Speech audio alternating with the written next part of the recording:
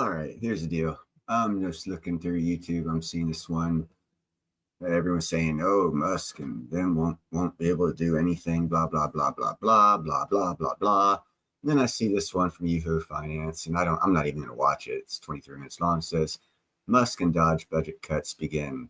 Will they hit their target?" Blah blah blah blah blah. This is what I got to say. Okay, it's not about the here and now. This has been planned for a very, very long time.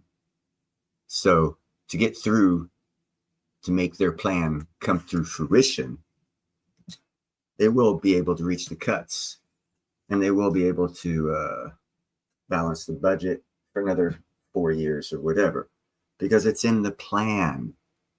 This is not a not thought out thing happening in the world. It didn't just accidentally happen. This has all been planned. And if you step outside of the box that people put you in, or you put yourself in, or whatever the scenario is, and I don't care, if you look at a broader picture and you open your mind a little bit, how could you think for a second that all this just happened out of the blue? 87 countries changing from left wing to right wing and kicking their governments out, and all this stuff just happening. It's just all a coincidence. And our whole lives we're told there's no such thing as coincidence, but there is now. No, there is not. There is no coincidence right now. This is all planned. What's not planned is the intricacies of the fighting back and the tit for tat.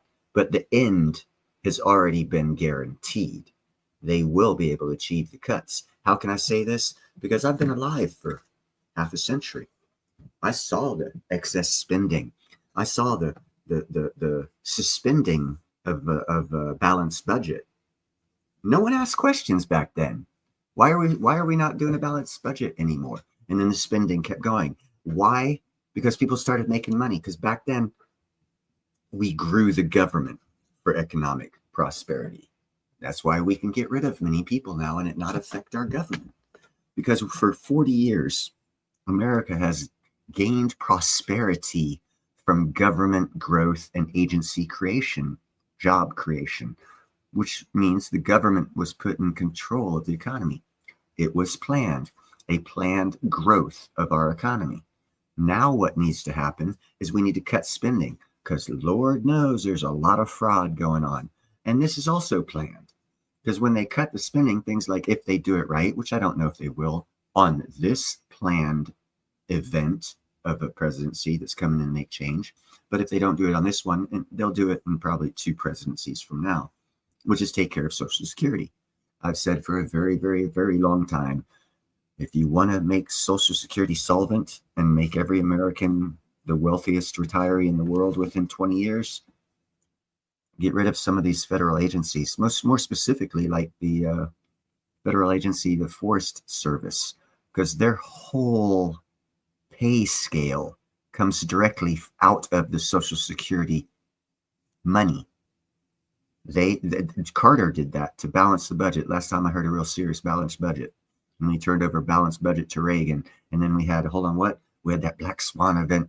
Oh no, the hostages were released from Iran. And everyone was paying attention to that. But you didn't pay attention to the Social Security money being filtered out to pay for a federal agency to help grow the economy and make things right and keep inflation away. No one talked about that. Now, that wasn't even the start.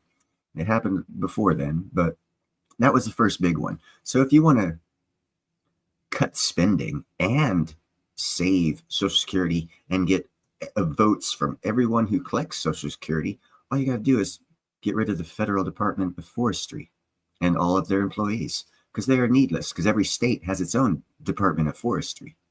So it's a double agency, double regulation, then, well, that staggers growth. But it doesn't stagger growth if your growth is government growth. And we've grown up used to government growth. Government growth is dead. We're going back to private industry growth. To have private industry growth, you need manufacturing. Well, I just saw a report today, and I didn't save it. I should have. Something about if if we get rid of the IRS, there's going to be companies from Europe's already stated that they would move to America to do their manufacturing because they know they get a better product at a better price, and they'd actually be able to get people to do the things they need to get done because they're not getting that done in Europe. So we're going to have mass migration of corporations moving into America within a couple months. As a matter of fact, they probably already started because they know what's happening ahead of time, because it's foretold in the big picture what's going to happen. I've been trying to tell people this for years through my channel, and whatever, you don't listen, you do listen, doesn't matter. It's going to happen. That's the important thing. I said South Africa and China is restraining and holding down and manipulating the price of platinum.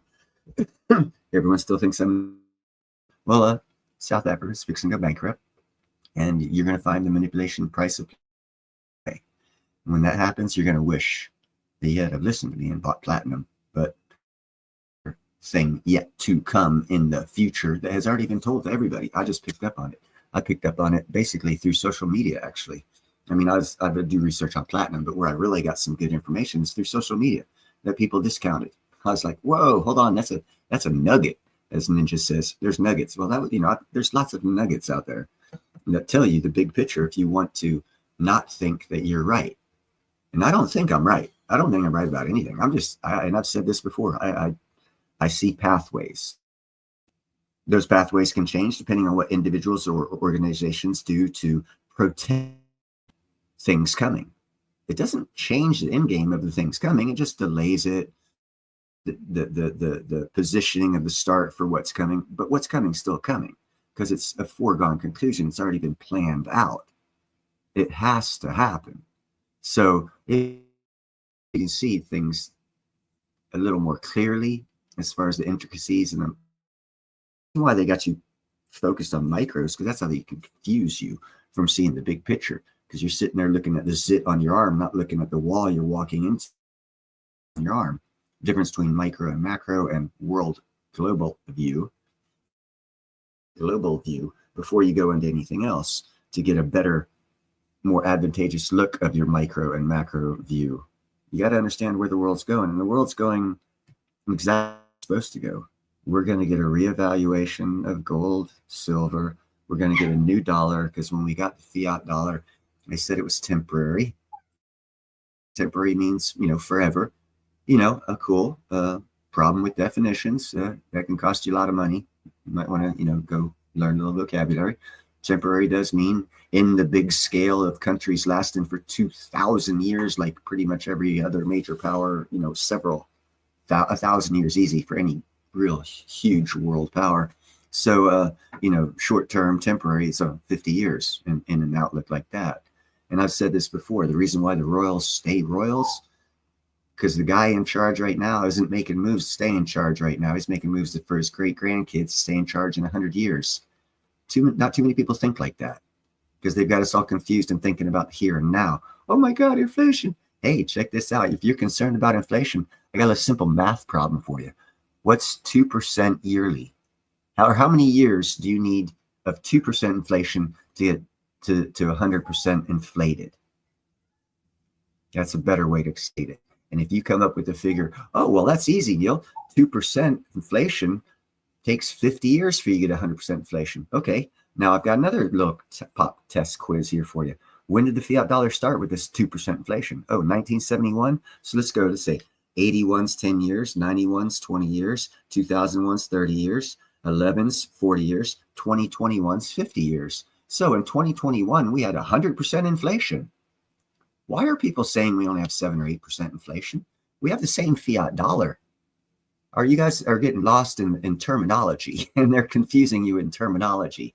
See, we don't have a 6% inflation. If it's 6%, it's 106%, because after 50 years of 2% inflation gets you to 100% inflation, which means basically that dollar bill is invalid. It's useless. They're basically somebody somewhere is making a lot of money. Thus, why everyone is buying gold with said worthless money. Are we catching on yet? See, because we're all tangled up in our lives, having to make payments because we overextended and we leveraged out because we thought we were cool and knew what we were doing and wanted that new car and big house. And, oh, well, you didn't see the big picture. Governments will fuck you over in a 30-year plan. You think of what you're doing in 30 years? Hell no. Did you plan for it? Hell no, because you weren't taught to. That's not the way things worked, unless you wanted to be wealthy. That's why if you go back and watch my videos, man, a year or 6 months, a year and a half before the thing happens, I talk about it. I pulled out of the stock market last November. Dude, I pulled out 16 months ago, and the crash hasn't even come yet. That's how scared it got me. I was like, dude, I don't want them to have nothing to do with my money. And I closed everything out early. I'm always early, but being early when it comes to financial shit is pretty cool. I just opened up a crypto account, so I'll probably be talking a little bit more about that in the next, probably in March. And I'll be going through a round, and let you guys see the proof of what I win or lose in that crypto exchange environment that I'll be going into. And we'll see what happens. But I just wanted to bring this report to you guys and say we're going to get a $1 trillion in cuts, or close to it.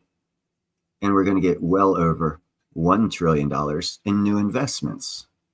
And the higher the number over 1 trillion, the better. And what that means is by 2026, there'll be zero inflation.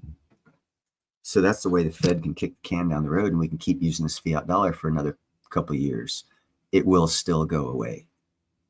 Now, whether or not they change it up and we get a new dollar after we get to zero inflation, or they kick the can down the road so they can keep stealing the money, that I don't know. But we shall see. Anyhow, I just want to do a quick live stream on this, see what you guys thought. Since no one's commenting, I take it there's no thoughts, so I'm going to end it. You guys have a great night. Bye-bye.